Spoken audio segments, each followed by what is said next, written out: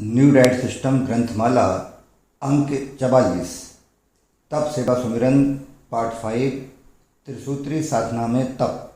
प्रस्तुति 8 बिंदुओं में।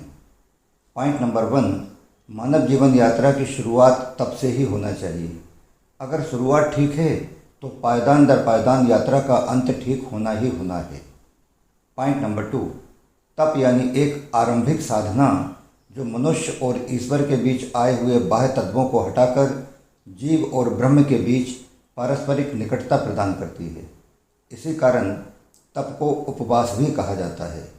उप यानी निकट तथा वास यानी रहना, अर्थात एक ऐसी साधना जो शरीर का अंतः शुद्धिकरण करते हुए मनुष्य को ईश्वर का सामीप्य प्रदान करती है, व जिससे शरीर में अत्यावश्यक आकाश तत्व की पूर्ति एवं वृद्धि होती है।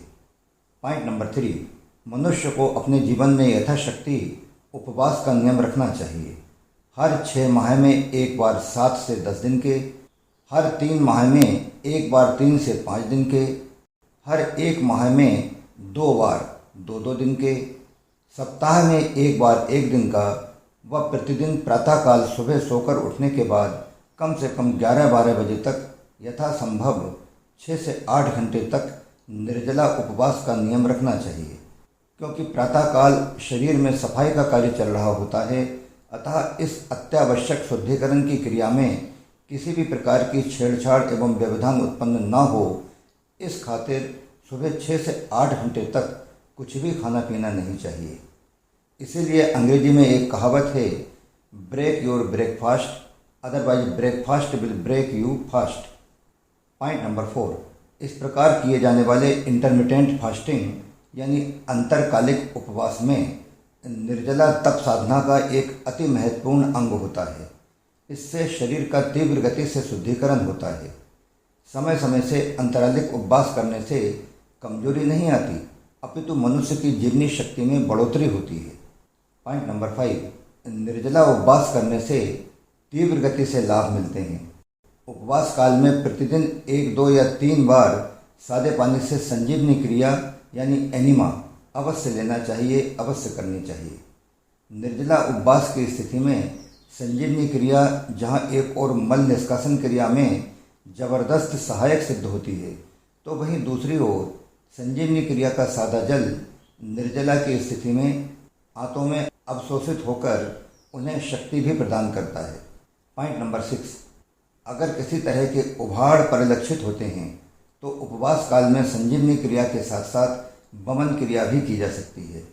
इन परिस्थितियों में वमन क्रिया शरीर के अंदर की गतियों को संतुलन एवं सामान्य दिशा प्रदान करने में सकारात्मक भूमिका अदा करती है।